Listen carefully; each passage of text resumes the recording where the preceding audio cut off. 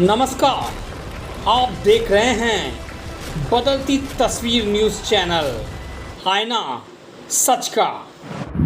GSVM medical college की senior नेत्र रोग विशेषज्ञ डॉक्टर शालिनी मोहन ने बताया कि इस मौसम में आंख के इन्फेक्शन, कंजक्टिवाइटिस, UV किरणों से फोटो केराटाइटिस, शरीर में पानी की कमी से आंखों में पानी की कमी से सूखने या ड्राई होने की संभावना बढ़ जाती है। IAM कानपुर के सचिव डॉक्टर विकास मिश्रा ने सावधानी एवं बचाव के उपाय के बारे में जानकारी दी। दोपहर 12 बजे से 4 बजे तक घर से बाहर न निकले। अधिक मात्रा में पानी और तरल पदार्थ जैसे नींबू पानी, छाछ, नारियल पानी, हल्के ढीले और सूती कपड़े पहने। धूप में निकलते समय छाता, टोपी या गमछा जरूर रखें। घर में बुजुर्गों, बच्चों और गर्भवती महिलाओं का विशेष ध्यान रखें। खुले मैदान, धूप या पार्किंग में खड़ी गाड़ियों में बच्चों या पालतू जानवरों को अकेला न छोड़ें। लू लगने पर तुरंत ठंडी जगह जाएं। IAM कानपुर के सचिव डॉक्टर विकास मिश्रा ने बताया कि गर्मी के मौसम में बढ़ते तापमान को देखते हुए आम जनता से अपील कर कहा कि वे हीट वेव और हीट स्ट्रोक से बचने के लिए आवश्यक सावधानियां बरतें और अगर जरूरी ना हो तो भरी धूप में बाहर ना निकले अथवा सर व शरीर ढक के निकले। कार्यक्रम के अंत में IAM कानपुर के सचिव डॉक्टर विकास मिश्रा ने सभी उपस्थित पत्रकारों को धन्यवाद दिया। कानपुर से इमरान खान वारसी की ये खास रिपोर्ट। से कहा था कि ORS का घोल बना के रखें, खास करके डायबिटिक हाइपरटेंसिव मरीज, क्योंकि आपके शरीर में शुगर का लेवल और इलेक्ट्रोलाइट इम्बैलेंस होने की संभावना है। सर आप एक चीज़ और बताना चाहेंगे, बहुत प्रोमिनेंट है आजकल। बच्चे और यंग एडल्ट्स हमारे जिम जाते हैं, लेडीज भी जाती हैं।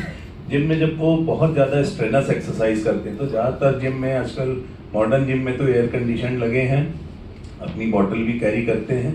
लेकिन कई बार ऐसा होता है कि AC नहीं होता है, AC फेल हो जाता है और ट्रेडमिल पे बहुत लंबी वॉक कर रहे हैं या बहुत स्ट्रेनस वेट लिफ्टिंग कर रहे हैं। उस केस में भी कंटिन्यूस हीट जनरेट होती है और स्वेटिंग होती है, तो ऐसे केस में भी प्रॉब्लम हो सकती है। तो उसमें भी पानी और इलेक्ट्रोलाइट्स का आप सेवन करते रहिए और बीच बीच में गैप करते रहिए।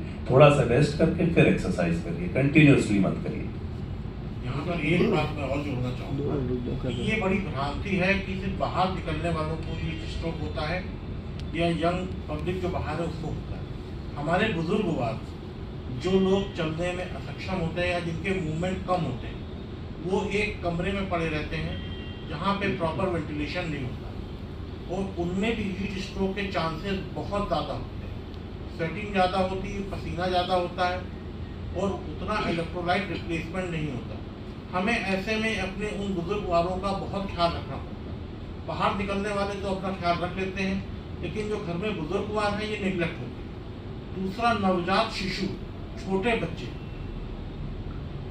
हमारी एक बहुत बड़ी जनसंख्या है जिनके घर में प्रॉपर वेंटिलेशन नहीं है या उनके यहाँ पे बच्चों को उतने उसमें नहीं रखा जा सकता कि उनको प्रॉपर वेंटिलेशन मिले। उन बच्चों में भी डिहाइड्रेशन और हीट स्ट्रोक बहुत होता है। ये नवजात शिशु 2 दिन 4 दिन के बच्चे भी 104 डिग्री बुखार के साथ होते हैं, तो उनको भी हमको वेंटिलेशन और उनका हाइड्रेशन का ख्याल रखना पड़ता है।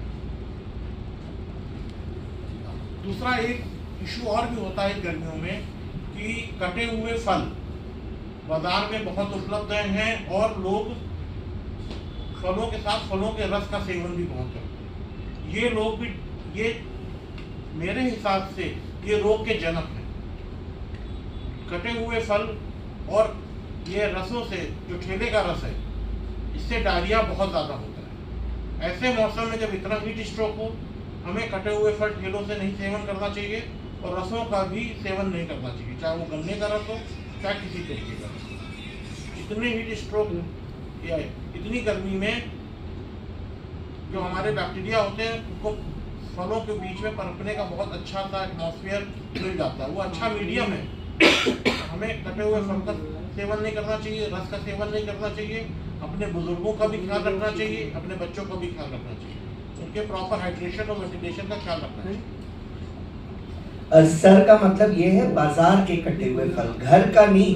घर के फल तो क्वालिटी कॉम्प्रोमाइज नहीं होगा, साफ धो के वो करेंगे। बाहर क्वालिटी कॉम्प्रोमाइज हो सकती है, साफ सफाई का ध्यान नहीं रखते तो बैक्टीरिया पनप। मार्केट में आज की डेट में और क्या उसके लिए आज की प्रेस कॉन्फ्रेंस जो नॉर्थ इंडिया में हीट वेव चल रही है उसके विषय में आपके माध्यम से कानपुर की जनता को अवगत कराना है, उनको सावधान कराना है और क्या सावधानियां बरतनी है, ये आपके द्वारा सारी जनता को पहुंचाना आज इसका मुख्य उद्देश्य है।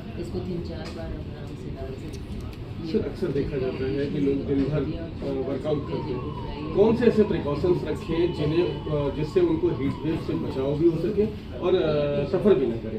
कि इसके सिर्फ 2 प्रिकॉशन हैं, एक हाइड्रेशन, दूसरा वेंटिलेशन। अब उसके साथ तीसरा जो पॉइंट है वो नमक, इलेक्ट्रोलाइट। हम जब हाइड्रेट करते हैं और सिर्फ नमक नहीं लेते, हमारे पुराने बुजुर्ग जो थे पुराने समय में पने का बड़ा प्रचलन था और पने में इलेक्ट्रोलाइट्स होते थे। अब हम लोग अपनी जनता को ये तो कहते थे पानी पी लो, बिस्लरी की बोतल ली, पीते रहे, लेकिन जब पसीना निकलता तो उसमें नमक का भी रिप्लेसमेंट होना चाहिए। अगर हम अपने पुराने बुजुर्गों की बात माने और इलेक्ट्रोलाइट्स का भी रिप्लेसमेंट करें तो हीट स्ट्रोक से बहुत कुछ बचत हो जाती है। दूसरा, जैसे मैंने पूर्व में कहा था कि इसके लिए 3 एज ग्रुप बहुत ही संवेदनशील है। एक जो छोटे शिशु हैं, एक बुजुर्गवार जो 70-80 साल से ऊपर के हैं और एक जो फील्ड में लगातार वर्क कर रहे हैं। उन लोगों को अपना हाइड्रेशन, वेंटिलेशन और इलेक्ट्रोलाइट का पूरा ख्याल रखना चाहिए। जैसा कि आपने बताया बाजार के जो फल, कटे हुए फल या जूस के लिए मना किया हुआ है, तो उसके लिए बेहतर क्या रहेगा? जो पैकिंग में आ रहा है वो बेहतर है?